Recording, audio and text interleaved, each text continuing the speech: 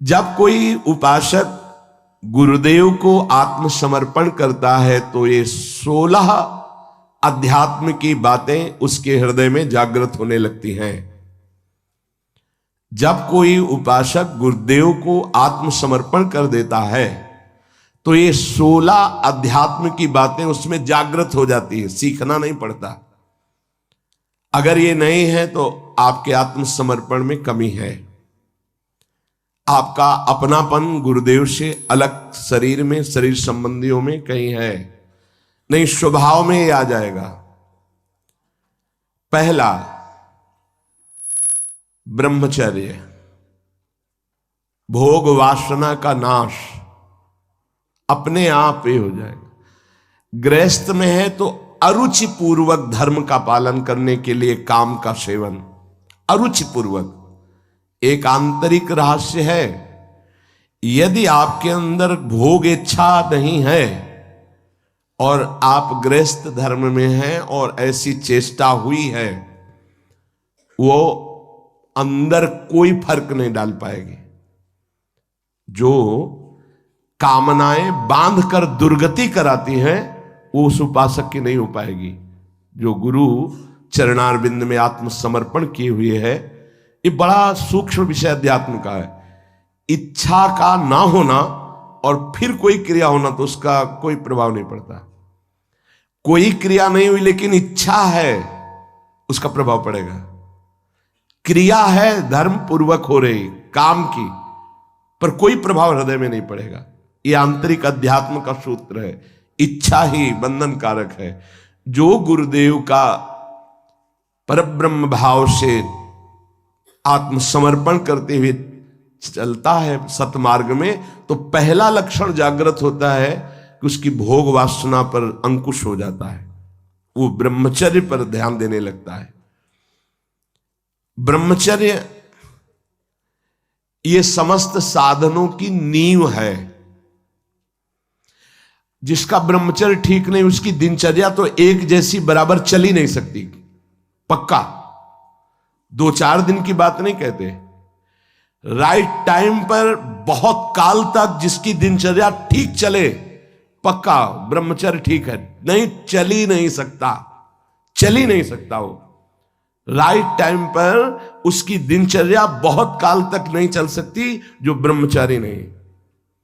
और वो गृहस्थ ब्रह्मचारी ही है जो संतानोत्पत्ति के लिए, केवल भगवत आज्ञा पालन करने के लिए, गृहस्थ धर्म का निर्वाह करने के लिए, वो धर्मयुक्त काम उसकी उपासना में बाधा नहीं पहुंचा सकता। पर व्यभिचार भावना, ये गुरु शरणागत होते ही पहला अंकुश इंद्रियों पर लगता है कि वो भोग वासनाओं से निवृत्त, ब्रह्मचर्य। दूसरा, अहिंसा, मन से, वाणी से, शरीर से वो किसी को दुख पहुंचे ऐसी चेष्टा नहीं करता। जो गुरु समर्पित होता है, पहला ब्रह्मचर्य पर, बहुत अमृत है ये। अगर ये अमृत पी लिए तो भगवदामृत, प्रेमामृत, ज्ञानामृत अब कुछ दुर्लभ नहीं है। कोई भी हो, भगवद आश्रय लेकर, गुरु आश्रय लेकर इस अमृत का पान करो। बहुत कठिन है। खान पान, दृश्य, संग, बोलचाल, इनका बहुत प्रभाव पड़ता है आपके संयम पर।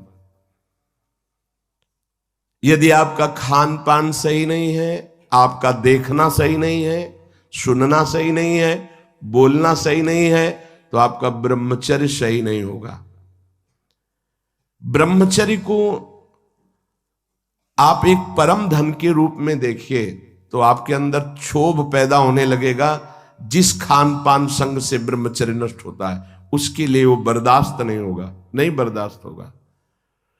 आज हम ब्रह्मचर्य पर महत्व नहीं दे रहे, व्यभिचार पर महत्व दे रहे हैं। किसी का संयोग ये ना हो, अगर आप ब्रह्मचर्य का महत्व नहीं दे रहे तो आप अपने हाथ से अपने आप को नष्ट करते रहेंगे। ये बहुत बड़ी वस्तु है, बहुत बड़ी वस्तु। बहुत जल्दी अध्यात्म में आपका प्रवेश हो जाएगा, बहुत आनंद प्राप्त हो जाएगा। हर रोग, हर प्रकृति के वार को सहने की सामर्थ्य ब्रह्मचारी में स्वयं जागृत हो जाती है। ब्रह्मचर्य का मतलब यह नहीं होता कि बहुत मोटा हो जाएगा, नहीं नहीं, ऐसा नहीं है। ब्रह्मचर्य अध्यात्म शक्ति को पुष्ट करती है। ब्रह्मचर्य हीनता में मोटा हो सकता है। ब्रह्मचर्यहीन हुआ तो चर्बी बढ़ सकती है, मोटापा बढ़ सकता है और स्थूलता आ सकती है, लेकिन ब्रह्मचारी में नहीं आएगी। ब्रह्मचारी में जितना होगा बहुत पावरफुल अध्यात्म शक्ति, संकल्प शक्ति, उसकी शक्ति बढ़ती है। अगर कहीं बाल्यावस्था से कुछ वर्षों तक ब्रह्मचर्य ठीक रखा जाए और प्राणवायु का संशोधन प्राणायाम होता रहे तो भगवत चिंतन करने वाले उपासक की फिर ऊर्ध्वगामी ब्रह्मचर्य हो जाता है। बस जहां ऊर्ध्वगामी हुआ फिर भगवत मार्ग में सहजता आ जाती है। अब वो अधोगामी जो उसकी गति थी अब वो जल्दी नहीं होगी। ऐसे ऐसे उपासक है 10-10 वर्ष हो जाते हैं, कभी स्वप्न दोष नहीं होता। 10-10 वर्ष क्यों? क्योंकि उसका चिंतन नहीं होना चाहिए। मनोवाह नाड़ी जो शरीर के अंदर है, जैसे दूध में घी समाया हुआ है, वो कहीं एक स्थान पे नहीं है, ऐसे पूरे शरीर में समाया हुआ है वो। जैसे दूध को हम औटाकर गर्म करके दही बना के फिर उससे मक्खन निकालते, फिर घी निकलता है, ऐसे एक नाड़ी है मनोवाह, उसमें इतनी चिंतन से गर्मी पैदा होती कि तत्काल पूरे रक्त से वो उसको घसीट लेती है और मनोवाह नाड़ी फिर उसे बाहर कर देती है। चिंतन आपका ठीक हो, तभी कहा है इच्छा रहित तो कुछ नहीं बिगड़ने वाला। संत सदगुरुदेव का आश्रय लेने पर सबसे पहला कदम ब्रह्मचर्य पर होता है। अगर ब्रह्मचर्य ठीक है तो आपकी दिनचर्या ठीक है। सर्दी, गर्मी, बरसात, रोग, शोक, मान अपमान, दुख सुख सब कुछ आनंद पूर्वक सहने की सामर्थ्य आती है। जितना ब्रह्मचर्य क्षीण होता जाएगा उतनी आपको अधिक सर्दी लगेगी, अधिक गर्मी लगेगी, चिड़चिड़ा स्वभाव हो जाएगा, कुछ कार्य करने का मन नहीं, पड़े रहने का मन रहेगा, आपके अंग प्रत्यंग ये प्रमादी हो जाएंगे, इंद्रियां प्रमादी हो जाएंगी। ब्रह्मचर्य में एक अलौकिक तेज रहता है। हर इंद्रिय, चेष्टायु, हर क्रिया जो भागवतिक व्यवहारिक, उसमें एक नवीन उत्साह बना रहता है। इसलिए परमार्थ के व्यवहार के जो भी कार्य करने हैं, हमें जो पावर चाहिए वो ब्रह्मचर्य से। अब ये जो सूत्र जब गुरुकुल में भर्ती होते थे, गुरु शरण होते थे, तो सबको 20-25 वर्ष तक ब्रह्मचर्य ही रहना होता था। अब ये आज का जो आधुनिक पढ़ाई, इसमें ब्रह्मचर्य का कोई महत्व ही नहीं है।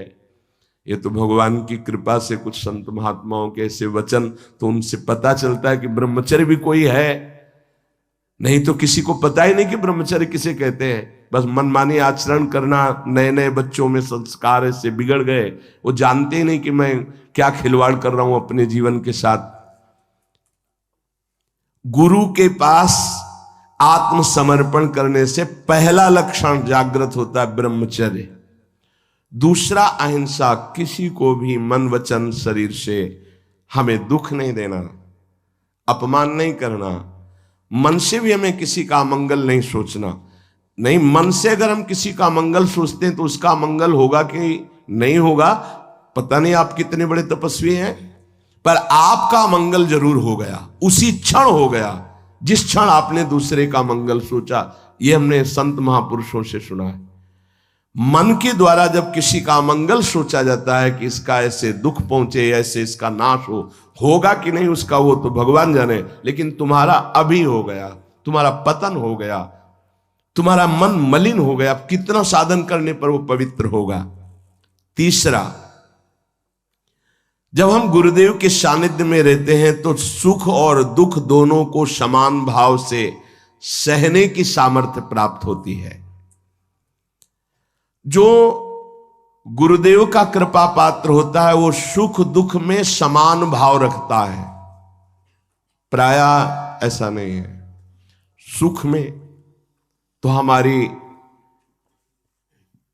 अनुकूलता रहती है तो गुरु बुद्धि बनी रहती है या कृपा है हम पर ऐसा, लेकिन जब दुख आता है तब गुरुदेव की कृपा है, प्रभु की कृपा है और हम आनंद पूर्वक उस दुख को सहें। ऐसी क्षमता केवल गुरु को आत्मसमर्पण करने वाले पर ही अवतरित होती है। ये क्षमता उतरती है, ये सामर्थ्य है अंदर, दुख सुख को सहने की सामर्थ्य। किसी भी स्थिति में मतलब ऐसा स्वभाव हो जाता, किसी भी स्थिति में कदम पीछे हटाना ये उसी सूरवीर योद्धा के स्वभाव में नहीं होता, जो अध्यात्म का गुरु समर्पित पथिक होता। किसी भी स्थिति में ये हर समय नवीन उत्साह, हर दुख को सहकर अपने लक्ष्य पर रहना, अपनी दिनचर्या पे रहना, ये सुख दुख को समान भाव से सह। सुख में तो सब जय जय बोल रहे हैं, जब दुख में जय बोले और सुख दुख समान स्थिति, जैसी दिनचर्या तुम्हारी सुखद वैसी दुख परिस्थिति में भी वैसी ही दिनचर्या, जैसा तुम्हारा भाव अनुकूल सुख में गुरुदेव के प्रति वैसी दुख परिस्थिति में प्रतिकूलता में भी वैसा ही भाव ये गुरु कृपा से प्राप्त होता है। चौथा, जो गुरु शरणागत होता है उसको सर्वत्र भगवत दर्शन का भाव जागृत होता है। मेरे आराध्य देव, जैसे आचार्य चरण कह रहे हैं, सर्वान वस्तु तया निरीक्ष परम स्वाराध्य बुद्धिर्मम, मेरे आराध्य देव सबके हृदय में है। पांचवा, अब इस संसार में मुझे कुछ प्राप्त करना नहीं, मुझे केवल भगवान की प्राप्ति करनी है। ये गुरु कृपा से आता है। गुरु कृपा पात्र के हृदय में भगवत प्राप्ति का लक्ष्य दृढ़ हो जाता है। भगवान कैवल्य वस्तु है, परम तत्व है, अब तो भगवत प्राप्ति करनी है। जो गुरु शरणागत है उसमें पांचवा लक्षण जागृत होता है, अब तो भगवत प्राप्ति करनी है, पक्का इस जन्म में मुझे भगवत प्राप्ति करनी है। ऐसी ज्ञान की वृत्ति जागृत होती है कि वो कैवल्य परम पद का अधिकारी हो जाता है, गुरु कृपा पात्र। छठवां, सदैव अकेला रहने का स्वभाव होने लगता है उसका, गुरु कृपा पात्र का। कोई पास नहीं हो, अगर पास भी है तो कोई मित्रता नहीं, कोई शत्रुता नहीं, न किसी भी तरह का लगाव है, न किसी भी तरह का द्वेष भाव है, शून्य। एक भी मित्र नहीं होना चाहिए संसार में, शत्रु की तो बात क्या है, एक भी मित्र नहीं होना चाहिए। सब में भगवत भाव, भगवत भाव से सब में। अपना परिचय नहीं होना चाहिए, अपना कोई दोस्त नहीं होना चाहिए। दुश्मन की तो बात ही क्या है, अजात शत्रु, दुश्मन का तो सवाल ही नहीं उठता, पर दोस्त भी नहीं होना चाहिए। अकेला चलना सीखे, अपनी कुटिया में या जहां भी रह रहे हो, जैसे पीछे भी 5-5, 7-7 संत भगवान के बीच में आसन लगाने को मिलता, अब कोई एक कमरा थोड़ी अकेले मिला है कभी। तो कभी हम पास वाले संत को जानते नहीं कि कहाँ के हैं क्या है, और कभी कोई पूछने की चेष्टा की तो उनसे कहे कि आप अध्यात्म के विषय में पूछ सकते हैं, आप व्यवहार के विषय में नहीं पूछ सकते। तो ये तुम्हारा बात करने का स्वभाव नहीं है क्या? नहीं। हमें पूछा गया था एक आश्रम में कि आप बोल लेते हैं कुछ, मतलब बोलना आता है आपको कि नहीं? ऐसे रहे हैं तो उस वहां लगता था कि इनकी मतलब जबान है कि नहीं है। उन्होंने पूछा आप बोलना जानते हैं कि नहीं जानते? कई महीने के बाद कहा जी बोल लेते हैं, पर क्या बोले? किसी से कोई मित्रता नहीं। वृंदावन में इतने रहे, किसी से मित्रता नहीं, किसी से शत्रुता नहीं। जैसे वो जंगल में एकांत रहता है ऐसे समाज में एकांत रहता है। गुरु कृपा पात्र ये स्वभाव में लाइए। असंगता, एकश्चरण रहस्चित्त मनंतई से एक दृष्टि हो जाती है। लाखों चेहरों को देखने के बाद भी एक भी इस कैमरे में छवि नहीं आएगी एक भी। अगर एकांत में बैठने पर किसी की याद आ रही तो तुम्हारा साधन बाधित हो रहा है। कैमरा खुला क्यों रखा? जैसे कैमरा खुला है, ऑफ कर दो इसे तो लोगों की नजर में आएगा कि कैमरा लगा है लेकिन ऑफ है। ऐसे होता है कैमरा ऑफ। अंदर से एकमात्र अपने लक्ष्य में, और लाखों लोगों को देख लिया, एक भी छवि नहीं आई। चाहे वो जंगल में रहे या एकांत, वो असंग रहता है। गुरु कृपा पात्र, मृदु व्यवहार, किसी से मित्रता नहीं, किसी से शत्रुता नहीं। ये देख लो, अगर इसी जन्म में भगवदानंद का अनुभव करना है तो बहुत जरूरी ये सूत्र है जो पूज्य बाबा कह रहे हैं। 7वां, अपरिग्रह। उसका संचय करने का स्वभाव नहीं, संचय करने के स्वभाव से वो रहित हो जाता है। जब जो आवश्यकता होगी प्रभु दे देंगे, संचय क्या करना है। और आप दें या ना दें हमारी चिंता नहीं। वो कह रहे योगक्षेमम वहाम्यहम्, वो खुद देखें। हमारे जीवन का लक्ष्य उनकी आज्ञा का पालन करना। अब इस जीवन का भार उनके ऊपर है। कोई कह सकता है गृहस्थी में ऐसा कैसे? गृहस्थी में जिसने कर दिया, महान संत चरित्र लिखे हुए हैं, पढ़ के देख लो। बेटी के यहां भात भरने जा रहे हैं तो ठाकुर जी भर रहे हैं। बेटे का ब्याह है तो ठाकुर जी चल रहे हैं साफा बांधे, कोई जान नहीं पा रहा कि ठाकुर जी है। भार आपको, हमारा कर्तव्य आपका चिंतन और आपकी आज्ञा का पालन। आप सब देखें, बहुत अच्छे से संभाल लेते हैं। अखिल कोटि ब्रह्मांड नायक है। और विरक्त को एकदम आकाश छोड़ती। ये बहुत अमृतमयी वृत्ति है, माधुकरी वृत्ति से भी श्रेष्ठ आकाश वृत्ति। आप जो हमारे सामने भेजेंगे वही पाएंगे, अन्यथा नहीं। ऐसे भी नहीं। एक है माधुकरी वृत्ति और एक ये है आकाश वृत्ति। मतलब भगवत विधान से आएगा जो आएगा। जैसे अपने लोग सब हैं आकाश वृत्ति में है, अब प्रभु की इच्छा से है तो आज वो ऐसा पवा दे रहे हैं। उनकी इच्छा है आज ऐसा, और जब उनकी इच्छा ना हो तो सब बैठ करके चरणामृत लेके राधा नाम कीर्तन करें। उन्हीं की व्यवस्था से है, किसी से किसी का यहाँ ऐसा नहीं है कि अमुक के द्वारा नहीं। हमारे प्रियालाल से प्रेरित होकर कोई जैसे तो चल रहा है, हमारा किसी व्यक्ति से नहीं चल रहा, प्रियालाल से चल रहा। तो प्रियालाल जब जहां से जैसे आते हैं, जिस रूप में जो देते हैं उसी से व्यवस्था। आकाश वृत्ति तब मानी जाएगी आकाश वृत्ति जब किसी को संकेत भी न किया जाए कि ऐसा, थोड़ा संकेत भी नहीं। और इस बात के लिए बहुत कड़ाई से यहां है कि अगर कभी किसी को कोई संकेत करते मिल जाए तो ये समझ लेना कि वो हमारे सिद्धांत के विपरीत अपराध कर रहा है, और वो जरूर हमें सूचना दी जाए। संकेत भी नहीं कि आज आप संतों को भोजन करा दीजिए, संकेत भी नहीं। हाँ, कोई प्रार्थना करता है, ठीक है, आप जो दे देते हैं उसी से हम संतों को पवा देते हैं। अगर 1 रुपया आता है तो 1 रुपये में भी भंडारा हो जाएगा। 1 रुपये का नमक ले आओ, दाल में डाल दो, सब संतों को पवाने हो जाएगा। हमारा भगवत विधान से चले।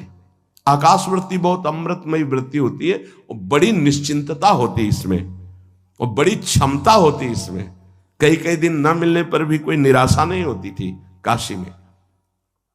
अपरिग्रह, अपने लिए शरीर सुख के लिए संचय ना करें, ये वृत्ति आ जाती है। गृहस्थ में भी रहते हुए अपने लिए नहीं, ये परिवार है, अतिथि है, उनके लिए। अपने भोग वासना का गुरु कृपा पात्र के हृदय में स्थान नहीं रह जाता है, तभी कोई झगड़ा नहीं, कोई अशांति नहीं। हर स्थिति में शांत रहता है, मृदु स्वभाव रहता है। जो अहम लिए तो बहुत उसमें क्रूरता होती है, कठोरता होती है, बड़ी उसमें जलन होती। काहे को जलो, आनंद मगन रहो। अपरिग्रह। 8वां, परम संतोष उसके हृदय में जागृत हो जाता है। क्यों? क्योंकि उसको ये बोध हो जाता है कि अनंत ब्रह्मांडों का स्वामी प्रभु वो मेरा है। जिस समय जैसी परिस्थिति उसको संभालना बहुत अच्छी तरह। सच्ची कहते हैं, आप केवल निश्चिंत होकर शरणागत रहें, बहुत अच्छे से व्यवहार कराते हैं। हमें तो देख के आश्चर्य होता है। एक एक वस्तु को संभालना उनका कार्य, एक एक हर जगह श्री जी की कृपा और श्री जी का विधान दिखाई देता है कि ओहो, कैसा उनका विधान है, कैसा उनका मंगल विधान है। आठवां है कि गुरु कृपा पात्र के हृदय में संतोष जागृत हो जाए। संतोष ये बहुत बड़ा धन है। बिन संतोष न काम न साही, वो अछत काम सुख सपने उनाही।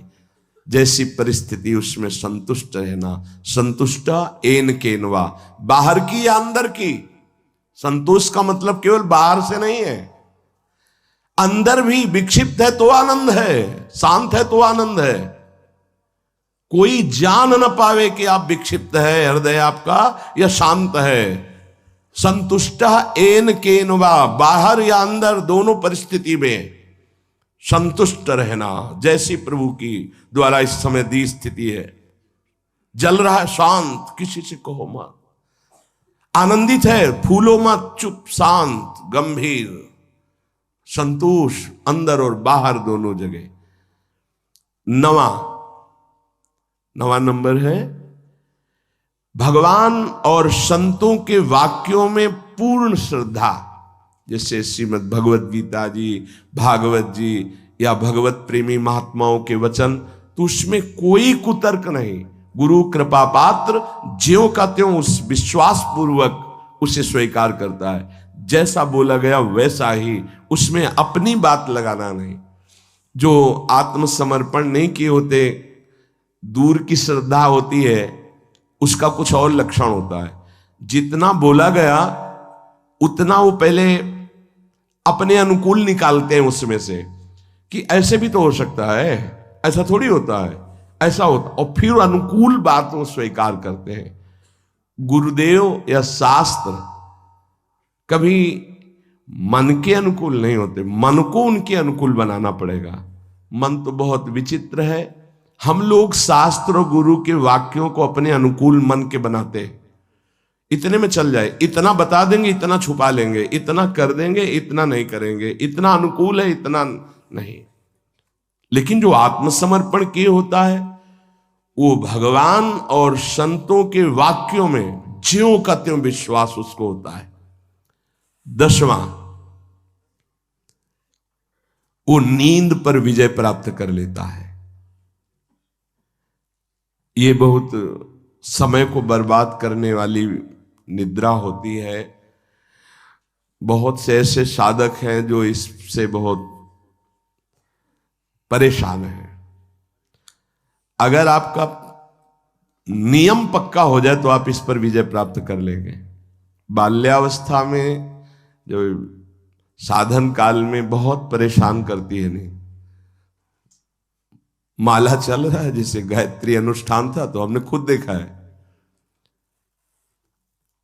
अब वो कब छूट गया माला, अब जप रहे माला, बड़ा गुस्सा आता है, बार बार विघ्न पैदा कर। ये जो निद्रा है ये बहुत बड़ी शत्रु है साधक के लिए। गुरु शरणागत का नींद पर विजय प्राप्त हो जाती है, ऐसा है। हम अपने सदगुरुदेव भगवान की दिनचर्या देखी, वहीं रह करके, वहीं रहे ना, काफी समय तक गुरुदेव भगवान के पास ही रहे।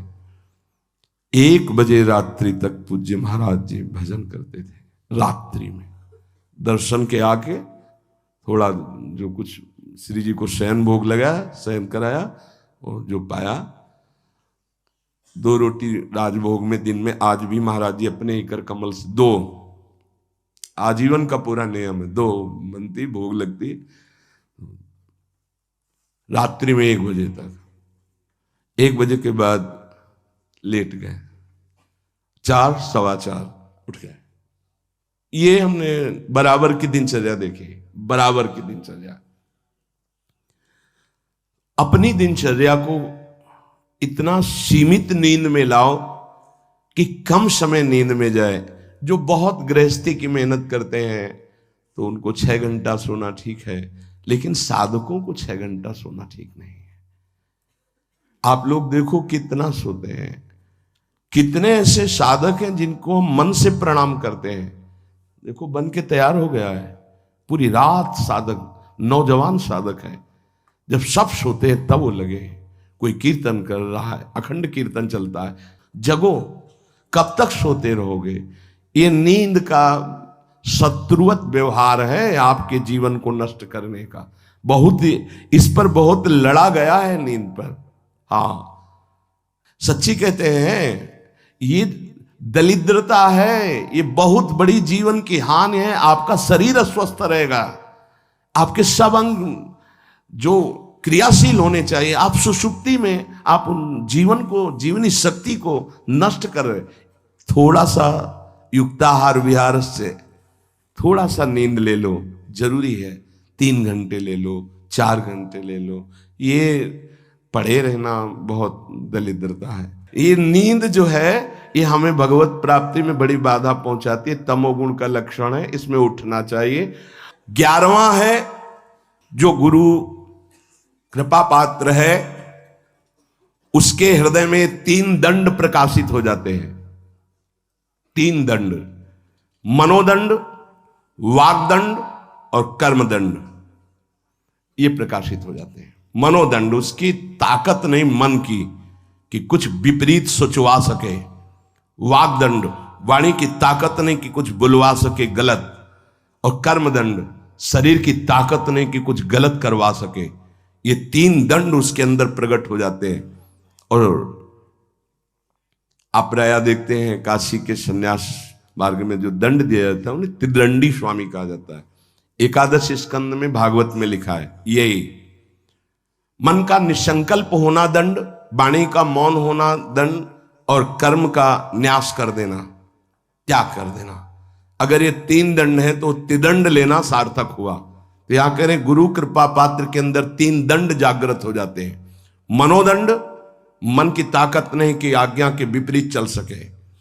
वागदंड, वाणी की ताकत नहीं कि फजूल की वार्ता, बेकार की वार्ता, गलत अश्लील भाषण या ऐसा प्रपंच वार्ता, ग्राम्य कथा, निंदा स्तुति, ये सब नहीं। वागदंड। कर्मदंड, शास्त्र विरुद्ध आचरण से हो ही नहीं सकते, भूल न दे कुमारक पाऊं। 12वां, गुरु कृपा पात्र के ध्यान में आराध्य देव झलकते हैं, झलकने लगते हैं। ये गुरु कृपा से ही होता है। आराध्य देव उसके ध्यान में, जैसे हम आंख खुले हुए तो ऐसे आंख खुली हो तो आपके भाव में वो विराजमान है। वहां ये ध्यान नहीं करना कि आंख मूंद कर कैसे चरणारविंद, ऐसे खुली आंख में सांवले चरणारविंद, गोरे चरणारविंद, उनका पीतांबर नीलांबर पूरा गुरु कृपा से हो हर समय भाव देह में। अगर अंदर से देहाभिमान, देह धर्म, तो फिर ये नहीं आएगा। और जब अंदर से अपने भाव में, तो भावोत्सवेन भजताम रस काम धेनु, चाहे आंख खुली हो, चाहे बंद हो, चाहे बहिर्मुख हो, चाहे अंतर्मुख हो, उसमें कोई फर्क नहीं पड़ता। गुरु कृपा पात्र में प्रभु का, आराध्य देव का, उनका ध्यान बसर वही रूप छके घूमत रहे, तन को तनिक न भान। हर समय रूप विराजमान हो जाता गुरु कृपा पात्र में। 13वां,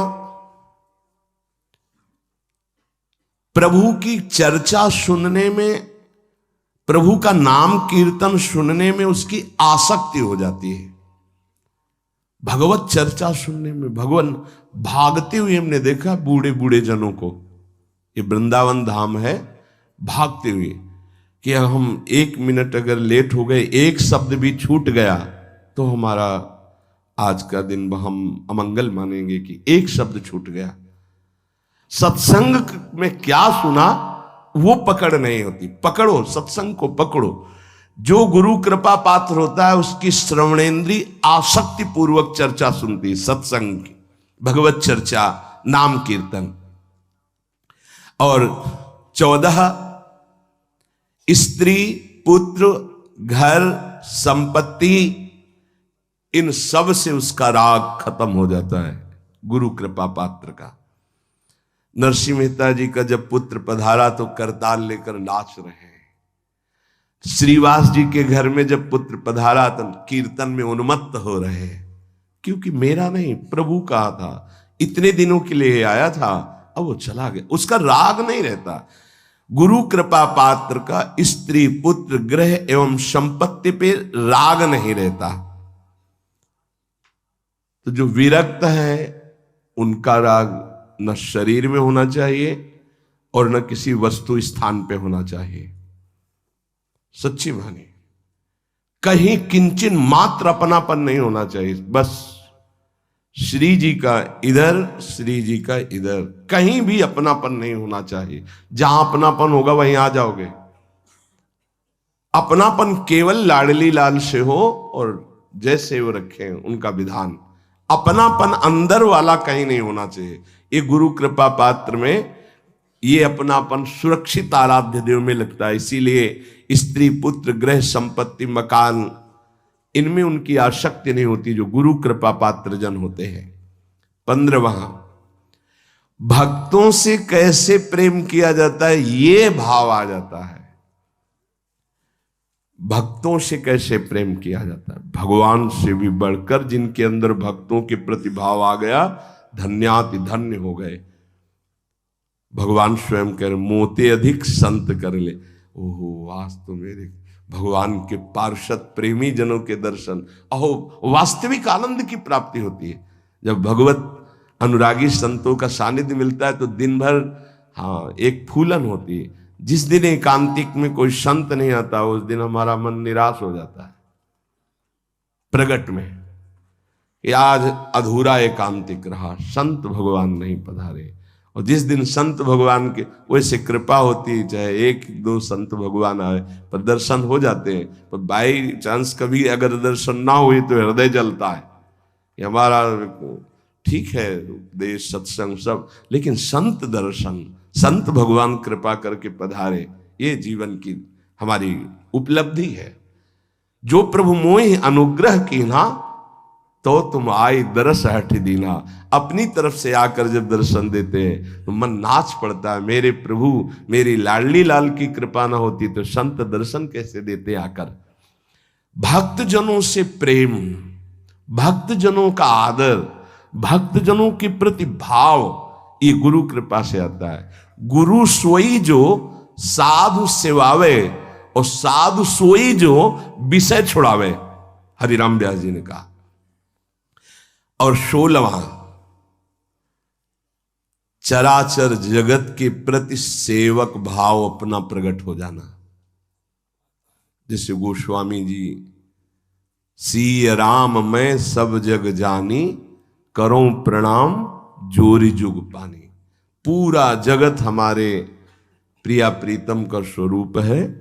सब जगत के जितने भी चराचर हैं इन सबका मैं सेवक हूं। ये आखिरी गुरु कृपा पात्र में लक्षण प्रकट होता है, चराचर जगत का सेवक। ये बहुत बड़ी बात है। चराचर जगत का सेवक सिर्फ श्री भगवान ही होते हैं, या श्री भगवत भाव को प्राप्त हुआ वो महापुरुष होता है। सो अनन्य गति जाके असमति न टरे हनुमंत, मैं सेवक सचराचर रूप स्वामी भगवंत। ये बहुत अंतिम विश्राम स्थिति, चराचर जगत मेरे आराध्य का रूप है और मैं सबका सेवक हूं। ये गुरु कृपा पात्र में आता है। नहीं तो सबका स्वामी बनने में सुख मन को है, सेवक बनने में नहीं है। वो वास्तविक परमानंद की बाढ़ सेवक बनने में ही आएगी। पर सेवक वही है जो सुख की चाह छोड़ दे। सेवक सुख चाह मान भिखारी, व्यसनी धन शुभ गति व्यभिचारी। सेवक तो स्वामी को सुख पहुंचाने में ही आनंदित रहता है, उसको सुख वांछा होती नहीं, वही सेवक है। पूज्य श्री उड़िया बाबा जी महाराज चलते फिरते ब्रह्म साक्षात, तो ये 16 बातें अपने जीवन में साधक को उतारनी।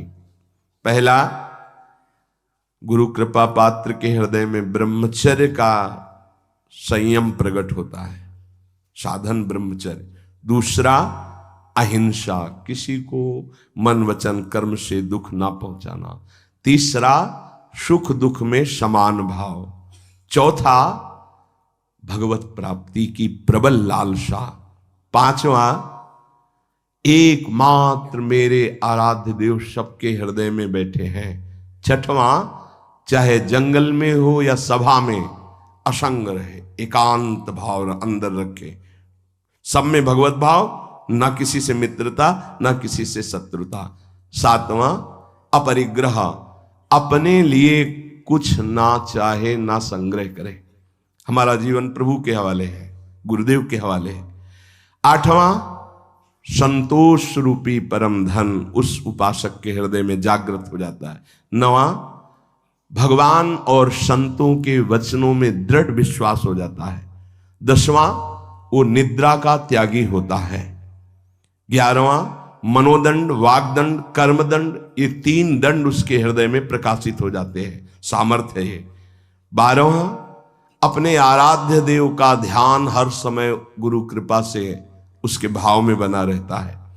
13वां, वो भगवान की चर्चा और नाम कीर्तन सुनने में बहुत आसक्ति रखता है। ये हनुमान जी के लिए आया है, जहां कोई नाम कीर्तन करने लगे, जहां कथा होने लगे, तो महाराज वहां आंसू प्रवाह करते हुए बैठे रहते हैं। यत्र यत्र रघुनाथ कीर्तनम तत्र तत्र कृतमस्त कांजिलम वाष्पवारि परिपूर्ण लोचनम मारुतिम नमत राक्षसांतकम। हनुमान जी महाराज आंसू बहाते हुए कथा सुनते हैं, नाम कीर्तन सुनते हैं। भक्त में ये आसक्ति होती, जहां कहीं भगवत चर्चा, जहां कहीं नाम कीर्तन, पूरी एकाग्रता से श्रवणेन्द्रिय से सुनना। 14, स्त्री पुत्र गृह संपत्ति मकान आदि की आसक्ति का त्याग गुरु कृपा से। 15वां, भगवत प्रेमी भक्तों से कैसे हमारा व्यवहार होना चाहिए। 16वां, संपूर्ण चराचर जगत का मैं सेवक हूं और मेरे सब स्वामी हैं। इतनी दैन्यता, संपूर्ण चराचर जगत हमारा स्वामी है और हम सेवक हैं। ये 16 लक्षण शरणागत के हृदय में जागृत हो जाते हैं। अपने को बार बार इनका चिंतन करके अपने में जागृत करना है। जब ये लक्षण अंदर आ जाएंगे तो पूर्ण परमार्थी हो गया और वस्तु हृदय में है, आनंद की बाढ़ हृदय में है। ये सब लाने के लिए एक बात पकड़ लो, मन लगे ना लगे, श्रद्धा हो या ना हो, नाम जप करते रहो, ये सब आ जाएंगे। राधा राधा राधा राधा निरंतर नाम जप करो तो जितने भागवतिक सद्गुण बताए गए हैं इस सब हृदय में अपने आप जागृत हो जाएंगे। श्री राधा वल्लभ लाल की।